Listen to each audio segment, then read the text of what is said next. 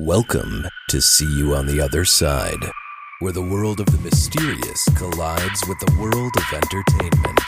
A discussion of art, music, movies, spirituality, the weird, and self-discovery.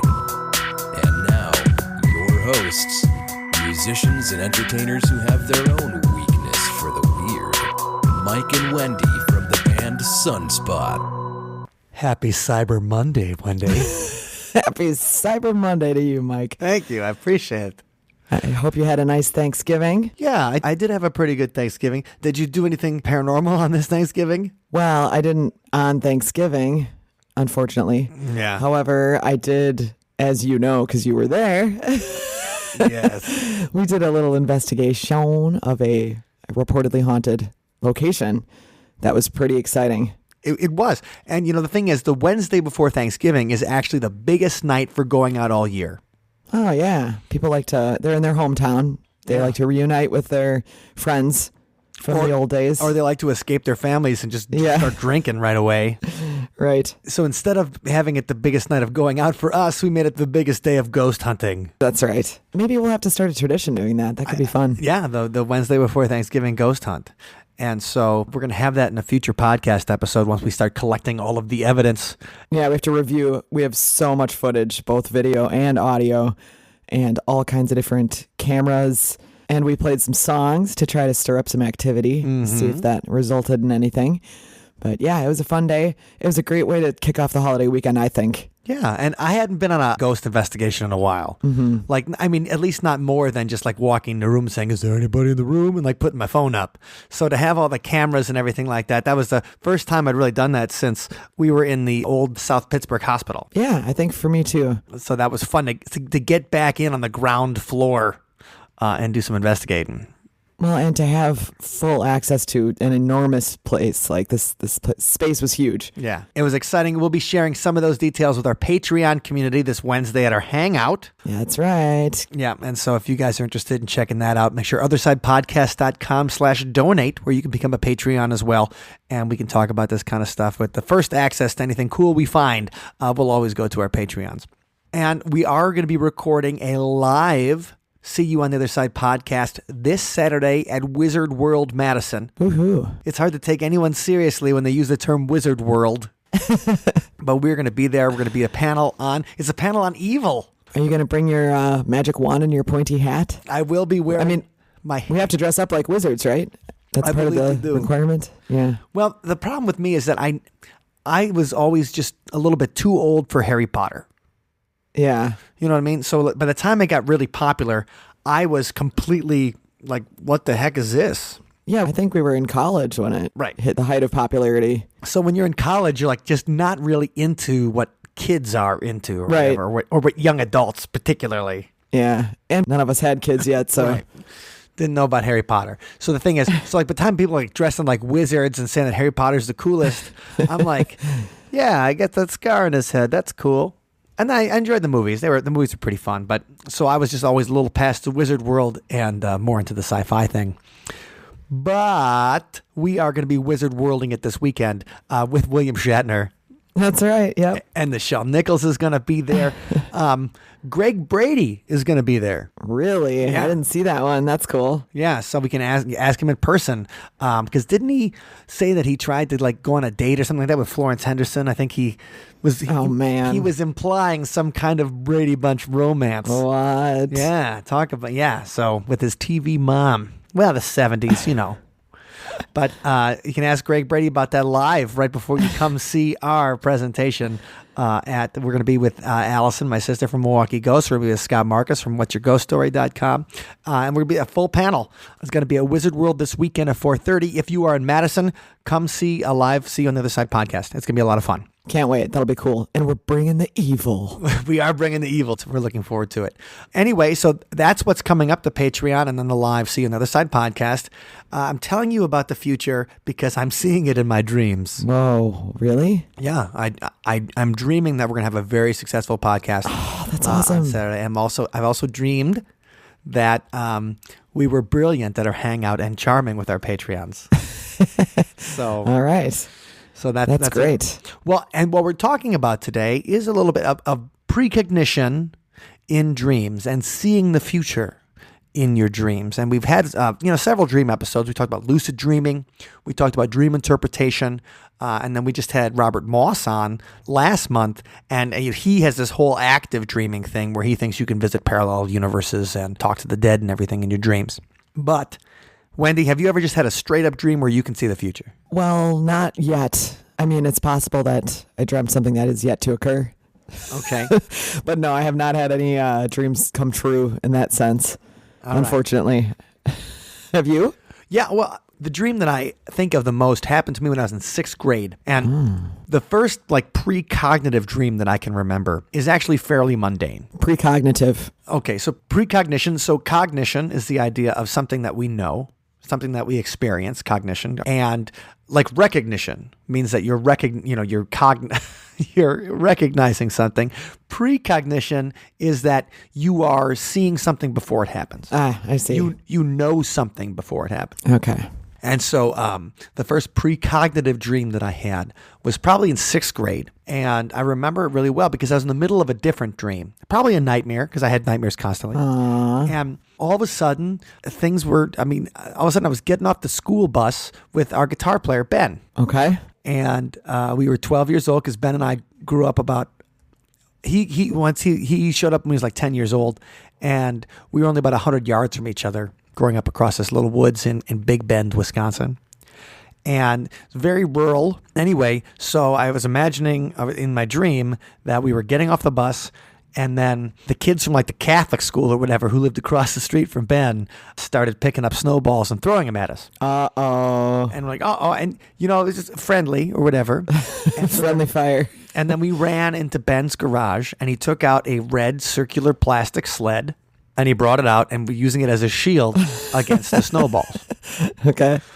So I was in the middle of one dream, and then I show up and we're getting off the school bus, and this is happening. The kids are throwing snowballs at it. We're defending ourselves with the sled. And then I remember going back to the other dream. Oh. So this was just like a 30-second sequence of a dream. And, when I woke up, I just thought I must have been thinking about winter, or must have saw something the day before that, talked about snowballs or a snowball fight on TV or something. Because it wasn't winter yet. It was 6 months earlier. It was in the summertime. Huh. Oh, wow. Okay. So it wasn't like you saw the snow plow and you saw the mountains of snow and you were cooking up a plan. Right. This was a completely different time of year. And I figured that, all right, well, I just must have, I was really good friends with Ben, and he lived by me. And then an impromptu snowball fight, getting off the school bus sounds like par for the course for a 12-year-old, right? True. So I didn't think anything of it. And then 6 months later, I got off on Ben's stop on the school bus, and we were going to his house after school. And it was the first snowfall of the year.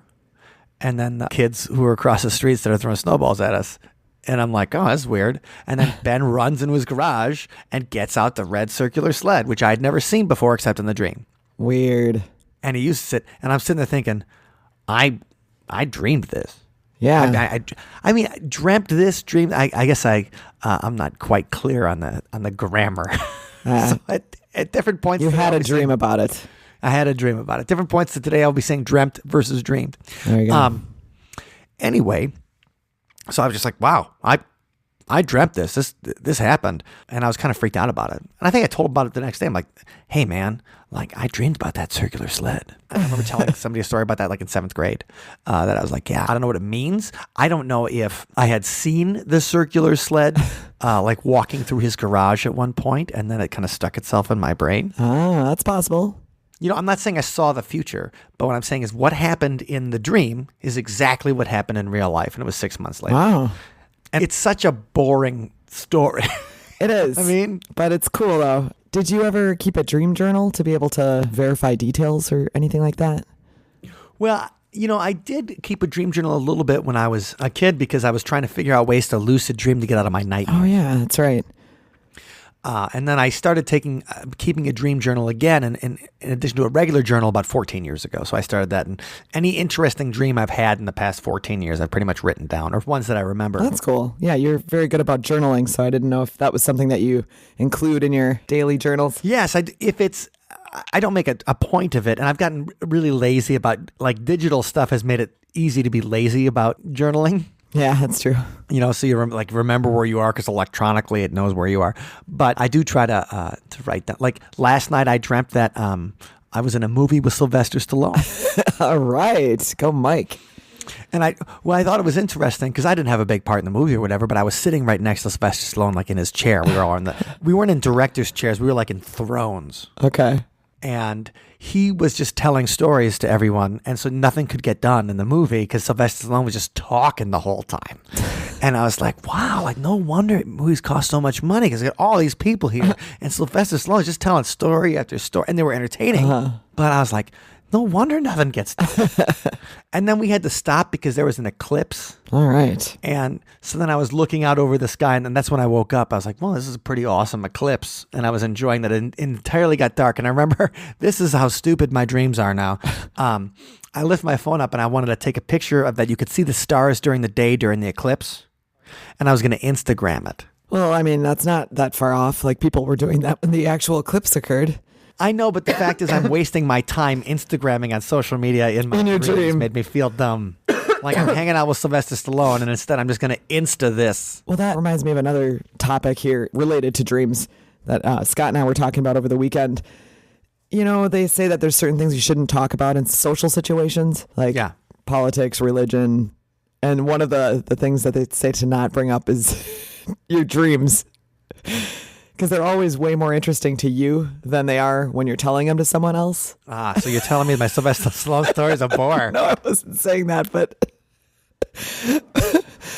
for people like us, sometimes I think it's more interesting because of our interest in these dream interpretations and stuff like that. But I just thought that was funny because now we're having a whole show about it. I'm sitting there like, and it's not a precognitive dream unless I eventually would become in a film with Sylvester Stallone. You know what? Anything's possible. Anything is possible, and that'd be totally sweet. But the only real precognitive dream I can remember that for sure happened, I thought about it, and then the exact same thing happened, was that incident, which was just enough to make me think that, okay, maybe we can glimpse something. Yeah. Yeah, that's pretty cool. Because otherwise, sometimes precognitive dreams, they might feel like déjà vu. Yeah. Like, oh, I must have dreamed this. I've been here before. I must have dreamed this. And I thought about this yesterday when I was working on the song. So the song for this week is in 6/8 time. And how we recorded it is we recorded all the guitar like on Tuesday at band practice.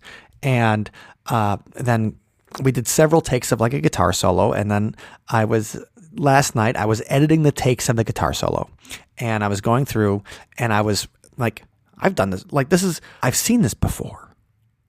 And I've seen myself editing a song at 6/8 time, like going through and like doing the takes of the guitar solo. And the reason it felt like a deja vu is when I was looking at the 6/8 time signature. And that was the specific thing. Because I've edited guitar solos 1,000 times before and did different takes of it together. But we've never done a song in 6/8 before on the podcast. Right. And so it was the idea of looking at the 6/8 time signature in my software and seeing my my hand on each, like go over each take and taking the bits and pieces of it and putting together, like that's what I'd recognized. I'd recognized looking at the 6/8 and seeing my finger on the screen as I was putting the takes together. And that was the deja vu. And that was like, haven't I dreamt this before? And I feel that all the time. Like I'd seen those little things, not all the time, but I'd say once every couple of months, I'll have that experience of deja vu. Like I've dreamt this or I've been here before. When was your last deja vu? I just had one last weekend, actually. Okay. I was talking to Scott and he was telling me something and I'm like, I've been in this place hearing you tell me this before. But it was something very specific. I don't recall what it was exactly, but it was like the moment felt like I had experienced that very moment before. Sure, it wasn't just telling them like do the dishes or something like that. You're like, I've dreamt this. Well, no, I actually told you this last night. No, it was very specific to the place we were and the words he was saying, and it was just felt familiar. Well, the thing about deja vu is that, they don't really know still like where deja vu came from. And so the idea is, are you really remembering something you've done before and just, forgot about it? Are you seeing something you did have a dream? You were dreaming about something normal that happens, like going to the store, or like me working in audio software, which is something I do constantly. Right. And then it just clicks like, oh, I feel like I've done this before. Well, I have done this before. Or I dream about it because that is something that I work on. And sometimes when you dream about just everyday things.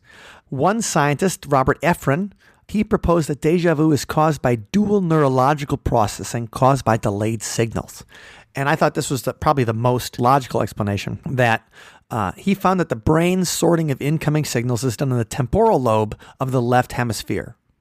However, they enter that lobe twice before they get processed. So your signal comes from the left side and the right side of the brain when it comes to the temporal lobe, to our cognition part of it, where we think about it. So what happens is, if there's a delay in the signal from the left side of the brain and then the right side of the brain, then it happens and then it happens again, if that makes sense. So your temporal lobe gets the message, and then it gets another message a microsecond later. Okay. A millisecond. I don't know if there's a microsecond. There probably Sure is a microsecond. But so that your temporal lobe then sees two events instead of one event. Okay. And so it's just a quick delay in the processing. And I'm like, oh, that sounds like it makes sense because we have two hemispheres.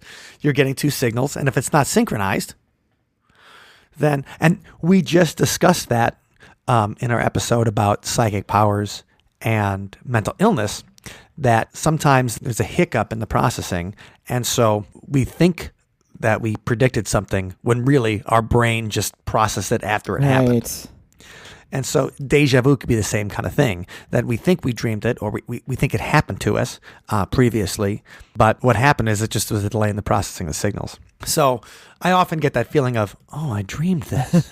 Then I look in my dream journal. I'm like, I don't remember dreaming this. And with Evernote, you can look up everything in like 1 second. Search it, yeah. And so the only one for sure that I know is about that red sled.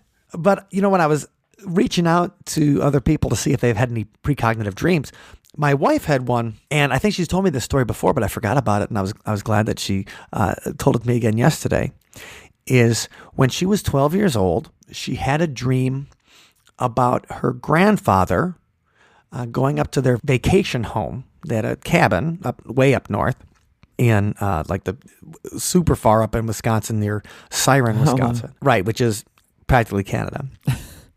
And so she had a dream that her grandfather went to their vacation home up there and had a heart attack and died. And 2 days later, her grandfather had a heart attack, and then he didn't die immediately. He was in the hospital for a week, but he died. Wow, that's pretty uncanny. And the thing that really freaked her out is he didn't have any history of heart disease. So that she wouldn't have had reason to assume something like that would happen. Right. He didn't have any blood pressure medication or anything like that, that she, would say that, I've had a ton of heart disease in my family. So if I had a dream about my mother having a heart attack, it wouldn't be like, that's out of the ordinary. It'd be like, well, your mom has had a heart attack, so you're going to have a dream about it.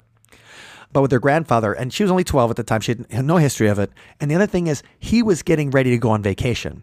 They were packed up and were getting on the plane, or were about to go to the airport, and that's when he had the heart attack. Wow. So he wasn't going to the vacation home. He was just going on vacation because they never went to their vacation home or whatever together. So he wasn't associated with it. But she associated him with, that he was going on vacation. She sees him have a heart attack in their vacation home. And it's that idea of, well, she predicted he was going to have a heart attack on vacation and die. And she didn't tell anybody about it for a long time because she felt guilty. Like because she didn't tell anybody or warn anyone that she had this dream, that she caused it. Kind of, the kind of guilt that children have. But I was like, wow, that's a crazy one. You dreamed your grandfather died, and he did. Like 2 days later.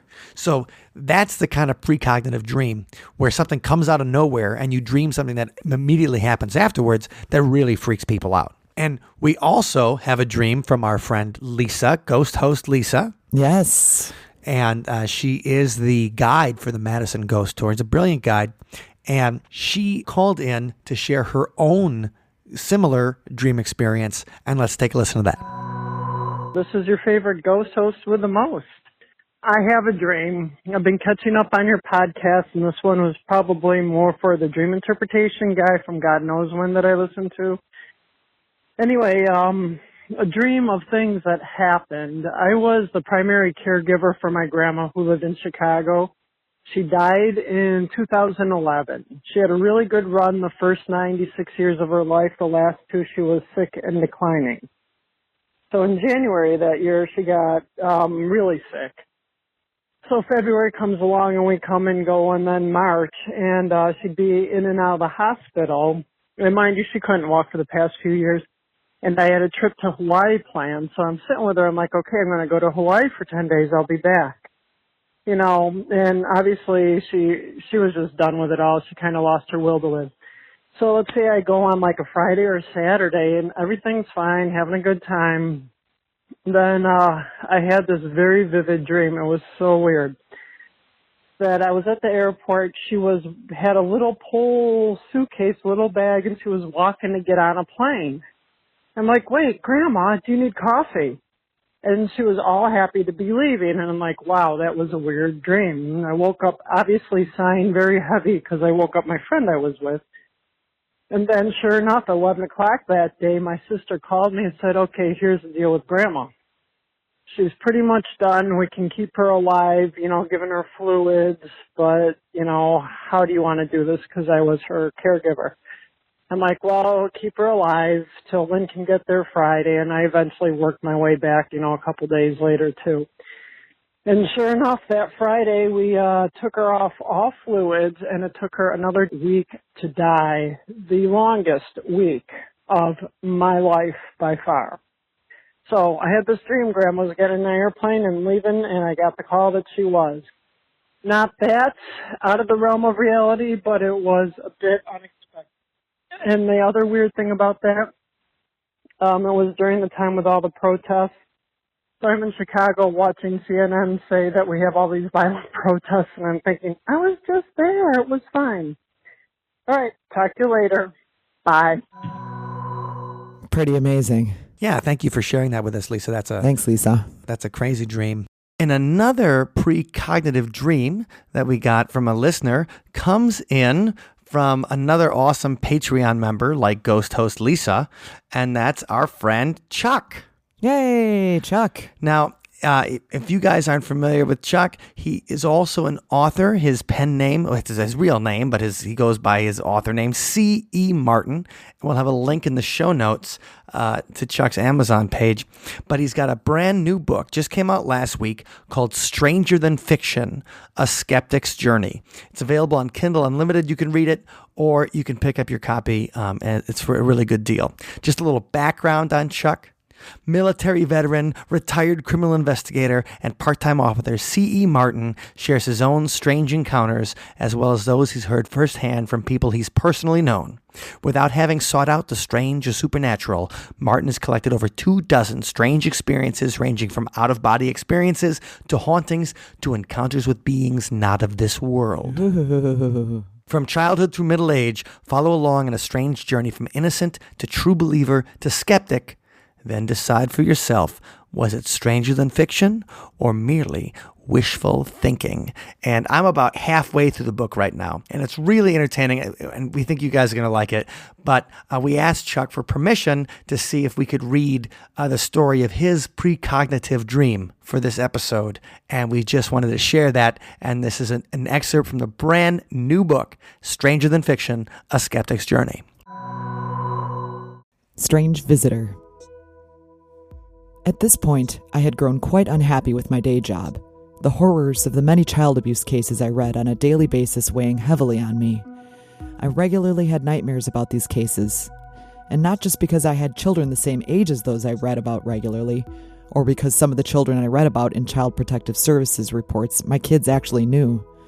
I had nightmares because child abuse reports are horrific. Eventually, as my royalties kept growing, as I sold more and more books, I started to seriously consider moving on to something better. There was just one problem.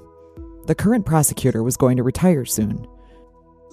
The chief deputy prosecutor, a guy I considered a friend, was going to run in his place.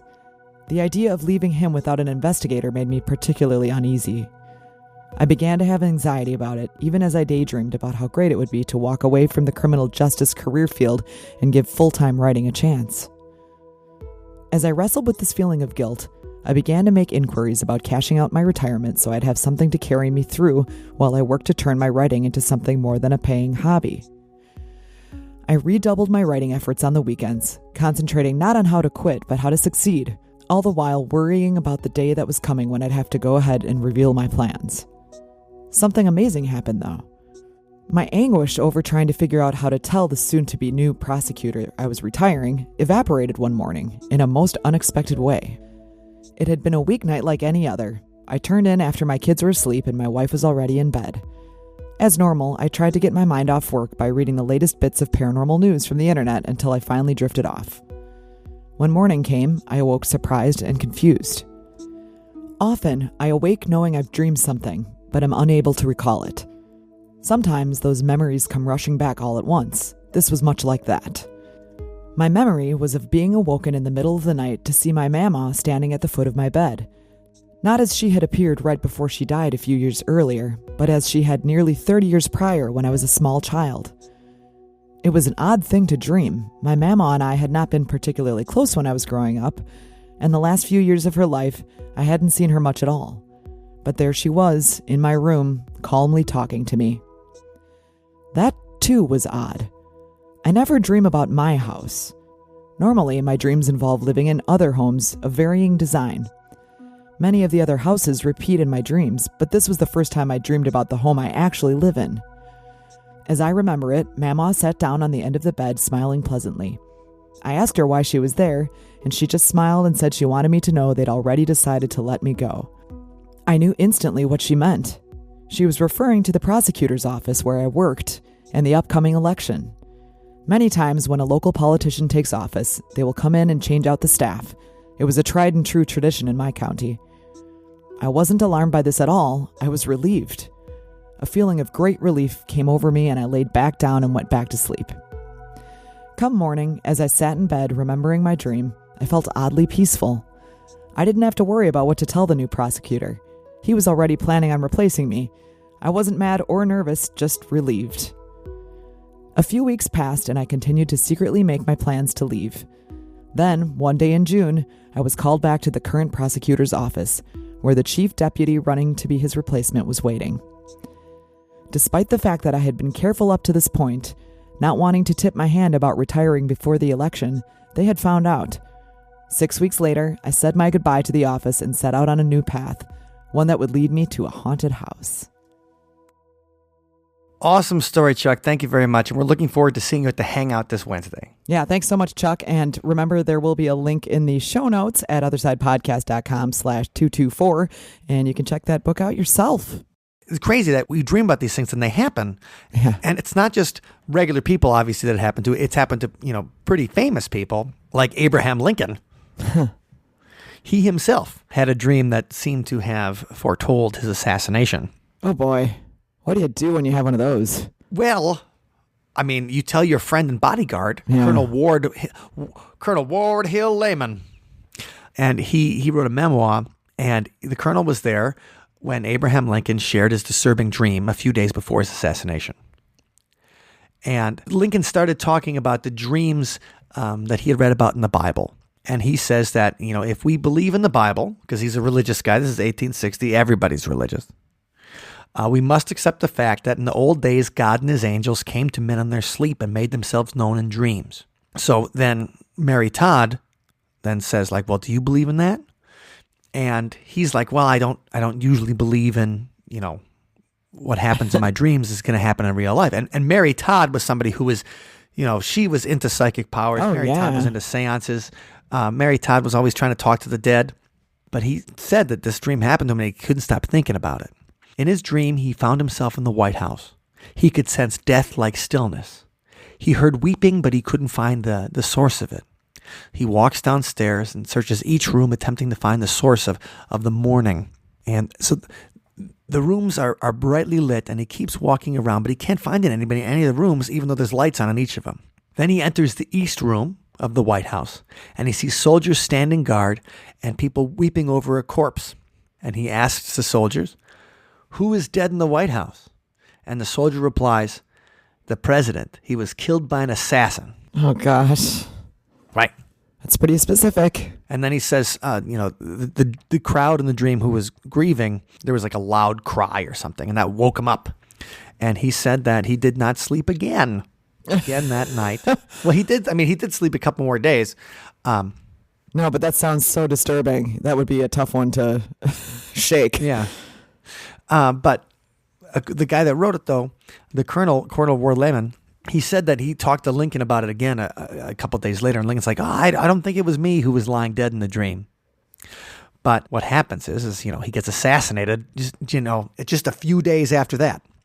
So the thing is, he has this dream about assassination, and then he gets assassinated.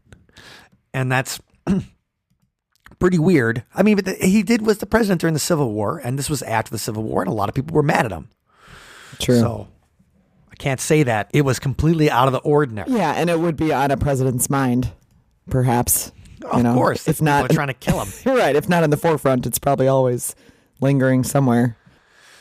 So one of America's most famous authors, who was also alive during the time of Lincoln, he claims that he had a precognitive dream as well. Ooh. So Mark Twain, everybody loves Mark Twain, Huckleberry Finn, Tom Sawyer, Clever, the guy that said the rumors of my death are greatly exaggerated, blah, blah, blah.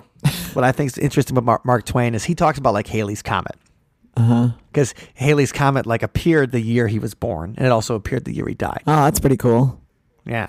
I mean, unless you're dead. Well, yeah, idea, it's a nice little bookends. Yeah, a little bookend to his life.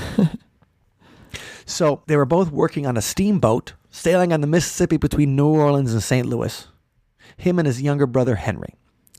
On a dark night in the late 1880s, he's at his sister's home in St. Louis, and he awakes in terror from what he says is a very real nightmare. He dreamt that his brother had died and that his corpse was lying in an open metal coffin, and that on his chest was an elaborate bouquet of white flowers marked by a single red rose in the center. Like Lincoln, he said he couldn't fall back asleep. He just laid awake and thought about it. So he gets off that steamboat that he's working with his brother, and he goes to another riverboat. And then shortly afterwards, a couple weeks, as his brother's steamboat is going into Memphis Harbor, 4 boilers exploded. Whoa. And Henry was killed. So then Mark Twain goes to the funeral, and he sees all the victims in their coffins. And one wasn't wood, it was metal, which was paid for by several local ladies who had a liking for Henry. Okay. Obviously, he's a popular guy. And so he was in the metal coffin, and everybody else was in the wood coffin. And so that kind of blew Mark Twain away there, that he's like, oh man, the first aspect comes true. His brother gets killed in the steamboat. The second aspect comes true, the metal coffin. And then as he's watching, looking at his brother's corpse, a woman walks up. She places the spray of white flowers with a single red rose at its center on his chest. So all the parts of his dream, he claimed, had come true. Wow. That from the metal coffin to the bouquet of flowers to his brother passing away. So all the parts of his nightmare had come true. That's freaky. I mean, yeah. He was totally freaked out about it. And the fact that the bouquet happened before his eyes. Right. That's very detailed. Yeah. So the thing is, precognitive dreams, can we see the future in our dreams? Well, there's a couple parts to it that you have to think about. And one is, if we can see the future, is the future set? When we talked with Robert Moss, he was talking about how these could all be possible futures. But if we see the future and it comes true, does that mean that the future is set? So how we experience reality, we think about it. When do you go through your day and you think you make decisions, right? Sure, yeah. Right. You're like, I'm going to decide to eat chicken today. And then you go to KFC and give you some extra tasty crispy kernel. And then you eat some chicken. Or, whatever decision you decide to make. Which movie that you want to see, or friends you decide. I mean, it's not even the big decisions we're talking about. We're talking about the little decisions in your life. You think that we're all in control of them. So if the future is set, then are we in control of it? And how can the future be set? Yeah. All right. Well, there's one theory that comes from real physics, not just like the kind of physics that we talk about on this show where things are oogity boogity, but it's the idea of a block universe. Okay. And so the block universe comes through, everything has already happened. Everything has happened at once. And we think of the universe like a huge block, and we are like a little, like a worm inside that block. Okay. Okay, and so our existence from beginning to end has happened, but we are going through it inside the block. Okay. So that's the idea that everything has already happened, and we're experiencing it. Okay. And so people have suggested that, and that's one of the ways that there is already a future. There is already obviously there's already a past, but our present is just our consciousness's best way of explaining how we're going through things. Okay. And that's one idea, that idea of the block universe. And Newton talked about in the second law of thermodynamics, it's what says that there can never be time travel because time only flows in one direction. So as we are flowing through the block or whatever, Yeah. the second law of thermodynamics says that entropy, chaos, only goes in one direction. So you only get more and more entropy. You can never get less. That means you can only go towards chaos and you can never go back from it, is the second law of thermodynamics. So time's arrow means we can only go forward because we can never have less entropy, and entropy is always getting more of it. That's interesting. Well, think about when you put 2 pairs of headphones in a bag and you leave the bag, you don't even move it. But the headphones find some way to get tangled up in each other more and more. So the headphones get completely tangled up. Yes. And they never get untangled on their own. They only get more tangled on their own. So there's only more chaos that happens as time goes on, never less chaos. Okay. Now, the thing is that now people have this idea of retrocausality. It's not that you can go backwards in time, but something that happens in the future can decide what's happening in the present. And so this idea of retrocausality comes from the whole quantum entanglement kind of deal. And we talked about, everybody talks about quantum physics because quantum physics seems to justify every kind of paranormal thing out there. It does. It's the catch-all. Right. The party pooper. Catch-all. And the thing about quantum physics, so this original idea that when you have things at a subatomic level, photons and electrons, they always act as a system. So when you do something to one, it happens to all of them, even if they're very far apart. Mm-hmm. And the thing is, even if they were communicating with each other, it seems to move faster than the speed of light. And nothing can move faster than the speed of light. So that's why Einstein always thought that quantum physics, whatever, needed a new theory. It was incomplete. Because when you mess with this photon and it changes this electron at faster than the speed of light, that's impossible. Right. Okay. So instead of that, let's use this idea of retrocausality instead. That something that happens in the future decides what happens in the present. So these things are just reacting. So when you change that electron or whatever, and all of a sudden the photon changes too, it's because what happens in the future decides. And so that's the idea of retrocausality. And people have actually, I'm not say kind of proven it, but there are some experiments that have shown that something that appears to have happened in the future can reflect on something that happens now. But this is all on it's on a subatomic level. Mm-hmm. It's like there's no physical properties. It's like the whole idea of Schrodinger's cat or whatever, that the cat can be alive and dead at the same time. And it's only when we go in to look at the cat do we know if it's actually alive or it's actually dead. So there's a thought that only when something is actually observed does then it actually make a decision on what kind of state it's going to be. So people have shown that they're trying to use retrocausality as a way to explain quantum physics that doesn't violate the going faster than the speed of light. I see. Because there was a Chinese experiment just a couple of years ago that showed when quantum activity happens, what Einstein called the spooky action at a distance. And, people always talk about that in paranormal stuff too. Like Einstein believed in this stuff. Like, no, Einstein thought that the theory was incomplete. He just didn't think there was anything that was random. And so he thought the theory was incomplete. And so what he's saying, we need to figure out why these entangled particles interact with each other instantaneously, even if faster than the speed of light. And so these Chinese physicists found that the lowest speed that the quantum particles were reacting with each other was 4 times the speed of light. Wow. So it can go much faster if necessary, but right now the lowest speed that they found in their research was it was going 4 times the speed of light, which is spooky action at a distance. It's impossible. Yeah. So, I mean, that's why they're trying to use retrocausality, is this idea that the future is set. It's already happened, and it's having an effect on the past. Well, now we get to that idea where if the future is set and we live in this block universe, do we have free will?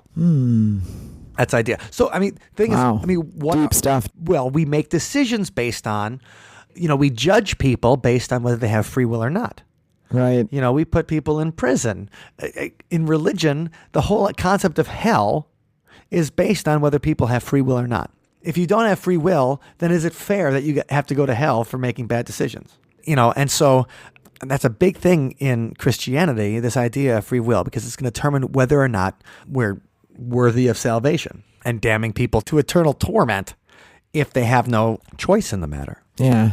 And some of the interesting experimentation about free will is that I'd never heard about this particular experiment before, but there's a guy named Benjamin Lebet, and he does an experiment in the 1980s. And this is really influential in psychology, which I'm just surprised we never talked about it in class. But he was trying to determine whether or not people had free will. So what he did was he attached electrodes to their head to monitor their brain activity. And then they're sitting in front of a timer, and they're asked to perform simple tasks like pressing a button or flexing a wrist, and they were going to note the moment that they were consciously aware of their decision to move. Okay. I'm going to move my arm, and then as you raise your arm, whatever. And consistently, there was unconscious brain activity before people would notify that they were going to move. So it's like we subconsciously thought about the movement before we actually moved. That makes sense, though. I mean, there's probably a little delay between the speech of saying it. Yeah, that's what I was thinking about too. But it's this idea that the brain makes the decision to move, and then in our consciousness, we then interpret it as our conscious brain making the decision.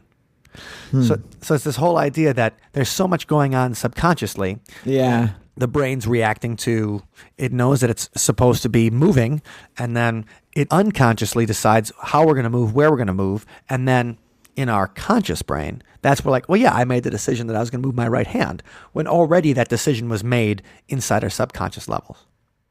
So the idea of free will is we are hardwired to do certain things. So I see. The difference is the source of the brainwave is in the subconscious area, not in the conscious area. Right. So the source of all of our activity, the source of all of our thoughts, the source of everything comes from the subconscious area, the unconscious. And then it's only after we do them that we have made a decision in our heads that we were the ones who made that decision. So that takes away the idea of free will, because we're hardwired to do certain things. And the brain is so complex that there's a million different things we can do. It's not like a computer. It's not just a million lines of code in a program. It's billions of lines of code in our head that we're born with.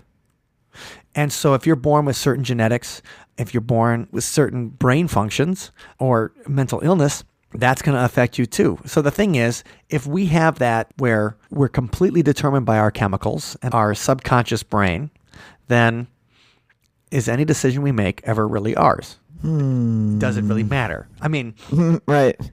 So that's the thing. And that fits in perfectly with this idea that everything has already happened. Yeah. Because we're just running on a program. And our conscious brain is convincing us that we're making a decision. Kind of like, let's say I bought a really expensive car. Okay. And I just had this urge. I had the evolutionary urge that I want to impress girls with an expensive car. And I had the social proof urge that I wanted to show people I was rich by buying an expensive car. All right. And then later on, I tell myself, well, I made that decision after thinking very carefully about the mileage, and I was thinking about the environment. Because let's say I bought a Tesla. A very expensive car, and I wanted to save the environment, kind of thing. And so I retroactively convinced myself that I made this decision to buy a very expensive car, even though it was my chemical urges that made that decision for me. And so I think that's what this whole theory is, that our subconscious makes the decision, and then we just convince ourselves it was ours. And our subconscious is controlled by any huge variability of things. Yeah. I mean, that there's so many variables involved in our brain that I don't know how you would ever predict behavior like that. You would have to have a system that was able to take in the billions of variables in each person's head. Right. But with genetic research and the more we understand about how each part of the brain works, that's also dangerous, though, because if you think that people are born, I mean, that's a very old school way of thinking about the world. Because in the Bible, they say things like the sins of the father are visited upon, the son. And like after World War II, any relative of Adolf Hitler, they were told, like they voluntarily said, we will have no children. Like they said, they ended the line.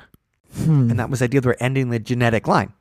And so that idea that people can't escape where they're born from, I mean, that's almost medieval when you think of it, because you're like, well, the kings and queens, they're decided by God to be the ones in charge. Yeah. And so when we look at the world through that perspective, sometimes it gets a little depressing. Like when I think about a world without free will, I get depressed. Yeah, of course. It's no fun. And the idea that, oh no, free will might be supported by physics. I mean, the lack of free will might be supported by physics. That just makes me feel bad. But this idea that we dream about something and then it happens because it's already set, these premonitions. There's a couple new books about it, actually, fairly in the past couple years. There's one called Time Loops that just came out. If you guys want to look in, I was listening to a lot of podcasts with the guy who wrote Time Loops. Ah, okay. When I was doing research for this particular episode. And he's an anthropologist who had a few precognitive dreams himself. His name is Eric Wargo, and you can find his blog at thenightshirt.com. And I don't know why it's called The Night Shirt. It's a really good blog. And he has, he talks about some of his precognitive dreams. And his book is called Time Loops, Precognition, Retrocausality, and the Unconscious. And that just came out this month. And then there's another book called The Premonition Code. And they talk about how we have these psychological signals that seem to anticipate future events. Okay. Like free will, the second law, third the next, whole kinds of stuff. So you can find that under the Premonition Code, and that's another one done by a couple of psychologists. And Dean Radin and Lloyd Auerbach write the preface and the foreword. So both people we've had on the show. And in their book, too, they say that there's practical tools and techniques that you can use to help gain insight in your own future to become a positive precog. Oh, man.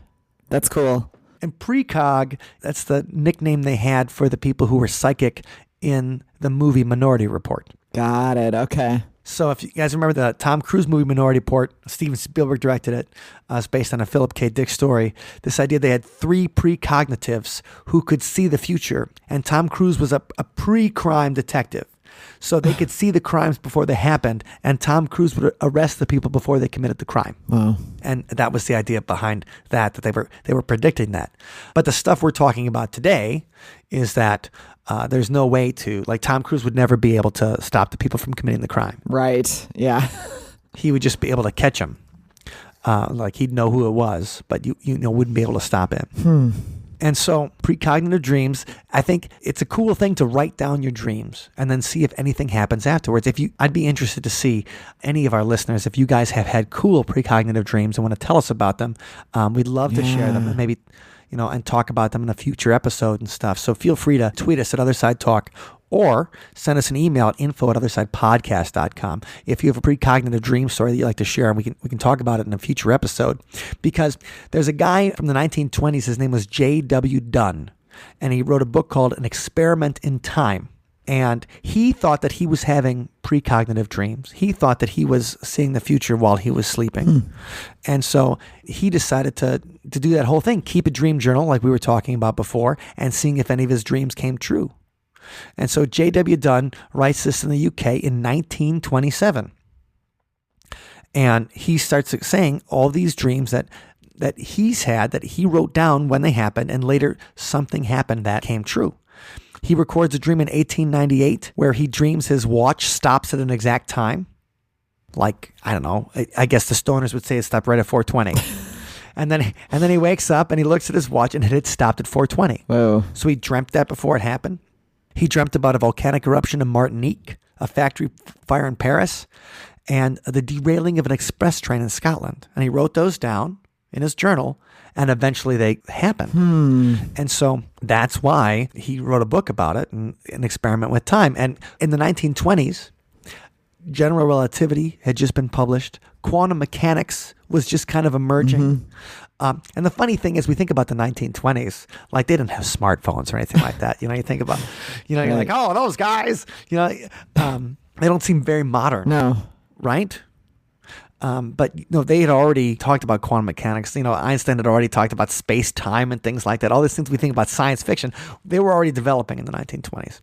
And like J.W. Dunn was inspired by some of those physics and things when he was writing his book. And he developed a whole idea called serialism. Serialism is a proposition that there's more than one dimension of time. There's the dimension that we experience consciously, that we're talking right now. And so I'm like, oh, what did you do today? Well, I talked to Wendy for an hour about seeing the future in our dreams. What'd you do today? I had turkey. Okay. But there's a higher dimension of time. And that's where we can find, we have the consciousness of our dreams. And so we're experiencing a different dimension of time in our dreams that overlays the first one. And so that's his idea. And then you can go even farther up, that you can go up and up and up until there's a supreme observer that sees all of time. Oh boy. And so his theory of serialism is that when we die, our physical selves in the first dimension of time, they die, but our higher selves go visit the other dimensions. Now, that's not really supported by any kind of physics or anything like that. That kind of sounds like Reverend Polk and his, his living in the fifth. He talked about up to the 12th dimension or the 14th dimension and things like that. But the funny thing is, this idea of multiple dimensions of time to experience comes from J.W. Dunn's book in the 1920s, An Experiment with Time. And it was all about the dream journal he kept and the precognitive dreams that he experienced. And then he was trying to figure out a way to reconcile that with reality. And then he came up with that by throwing some pseudoscience on it in there. But I appreciate the fact that he tried it at all. Yeah. And not just saying like, well, God did it. That's it. Right, right. But trying to apply science to this idea, even if it was pretty primitive. So that's just a little bit on the history and some famous precognitive dreams. So let's say we figured out this precognition thing. Let's say we figured out retrocausality. Let's say we could figure out what the future is. Oh. Would you want to know what's in your future, your personal future? Well, that would depend on, can I change it? Or is it's predetermined? I'm assuming I can't change it, right? Right. I think instead of a possible future, this will come to pass no matter what. Would you like to know it? Boy, no, I don't think I would want to know, to be honest. If I can't change it or do anything about it, then I feel like it would add a lot of extra stress. Yeah, just let it happen, right? Yeah, I think so. I think not knowing the future, but wanting to kind of know it, it's part of the human condition. It's what we're evolved to do. We talk about how we are perceiving time. I mean, this is the way our bodies, this is the way our brains evolved. And they're evolved to make us think we have free will. So I think when we go against that kind of natural thing, it hurts. And I'm not the only person to think that. Wendy, you're not the only person to think that. Okay. Most people out there would rather not know their future. Oh. There was a study done last year. More than 2,000 people from Germany and Spain were asked in face-to-face interviews whether they would want to know about future events in their lives. Nearly all, 85 to 90%, would not want to know about upcoming negative events. What about positive ones? Up to 70% preferred to remain ignorant of positive ones. Aww. And so the person that was the lead author was Gerd Gernzer. Maybe I should say like Arnold. Gesundheit. Gerd Gernzer, director of the Center for Adaptive Behavior and Cognition at the Max Planck Institute for Human Development, Berlin. He said, if time travel could reveal, I'm just going to read this guy like Arnold too. If time travel could reveal important personal information, such as to whom one will be married in 10 years, many would rather travel backwards to avoid learning bad news. So, that's the idea. People don't want spoilers about their lives. Okay. He continues. The motivation for not wanting to know about positive events appears to be maintaining surprise and suspense, very much as one does not want to know in advance how a movie ends or the murderer in an Agatha Christie story. think I caught a little bit of New York in that one, but I'm working on it. okay. I'm working on No, my but the art. point being, people don't want spoilers for their life. Right, surprise is built into the human condition. Like, we want to feel that we can make something out of our lives. Because in the end, whether our chemical impulses are doing it or not, like, we still have to get up and go to work. We still have to think of podcast ideas. We still have to write songs. Like, it's not done for us, even if we know it's going to happen in the future. Right. So does it help? I mean, okay, here's the questions now. Okay. Would you want to know today when your partner will die? Oh, no. No, 89.5% of people also said no to that. Did you ever read The Time Traveler's Wife? No. Okay, that kind of has these questions in it too, and predetermined destiny and things like that. It's a pretty good book. They're going to make a TV show out of it. Stephen Moffat from Doctor Who is going to do it, so he has some experience with time travel. A bit. Would you want to know today from what cause your partner will die? No. So if you knew how they would die, I guess if you could try to prevent it or make it better, I don't know. We're running on the assumption that you can't change it. That you can't change it. You can't do anything to change the outcome. Right. 90.4% of people said no. Huh. Okay.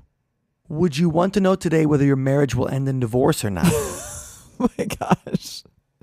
Probably not. 86.5% said no. Would you want to know if there's life after death? Yeah. I would say yes, but 56.9% of people said no. They don't want to know about life after death. And there's an interesting. Did you ever read? There's that human. Is it called Humans or called Sapiens or? Sapiens, yes, I listened to the audiobook of that. Okay, and I don't remember that author's name, but he's pretty brilliant. It's a great book. But one thing he talks about is that if we knew we could live forever, as long as we didn't die in a car crash or something like that, he claims that people, probably wouldn't leave the house. Right. We would be too scared to do anything. Be risk averse because, right. You could live a long time, but if you're taking chances, then that's the only thing that's going to end it, really. Yeah, you could totally screw up, and then everybody else gets to live forever, and you get the fear of missing out forever. Right. I think that if we knew if there was life after death, there might be an opposite effect. If you knew that you just go on, would more people commit suicide? Oh, I see what you're saying. Just pull the plug. It's time to go. Would more people do dangerous things? Because we don't have that natural fear of doing things that are reverse. I think people might do more dangerous things. People might commit suicide more if we knew there was life after death. I think having that not knowing also gives life kind of that flavor of, this is what we got. If we're just totally well, I just can't wait till the next life when I come back as a bear or something, because bears get to sleep all winter. Not that I'm tired, but that but that whole idea. So I can see why some people would say no. But I mean, obviously, I do like exploring the idea of whether there's life after death. But I think that's part of what gives humanity its edge.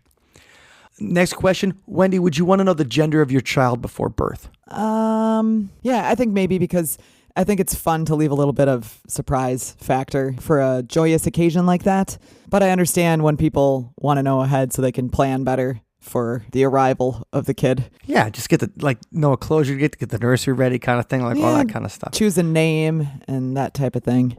Yeah. So, so would you want to know the gender of your child before birth? I wanted to know. I didn't tell anybody about it because I wanted to make that a surprise.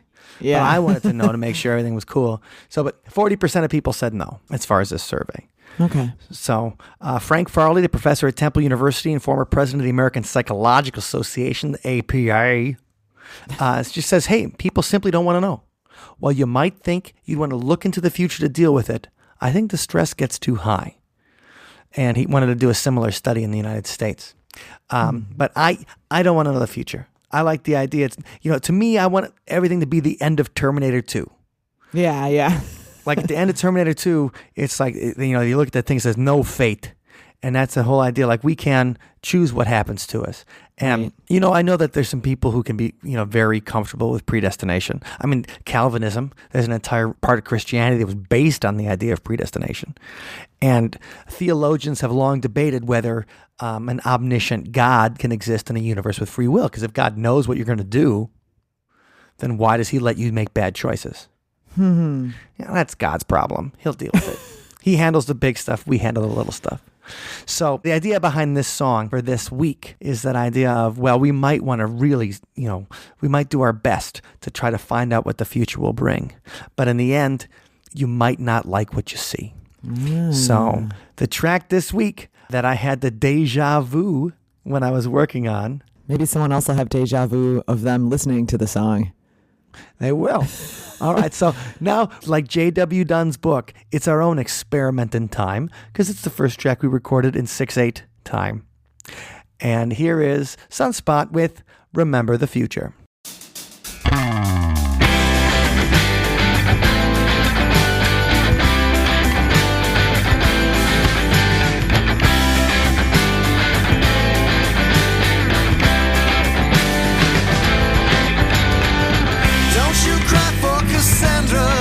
Don't you cry for her tragedy. If you could remember the future, you might not like what you see. Look away, boy, what's to be is always to be. Look away, boy, before it can drive you crazy.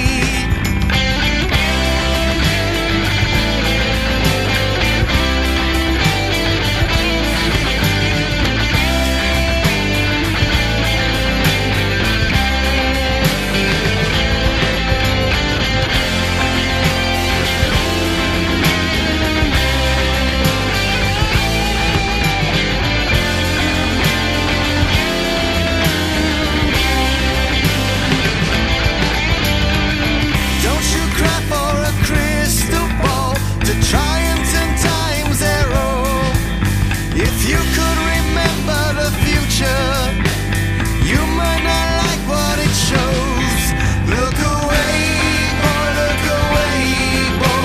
Enjoy your free will while you can. Look away, boy, or it will just drive you mad.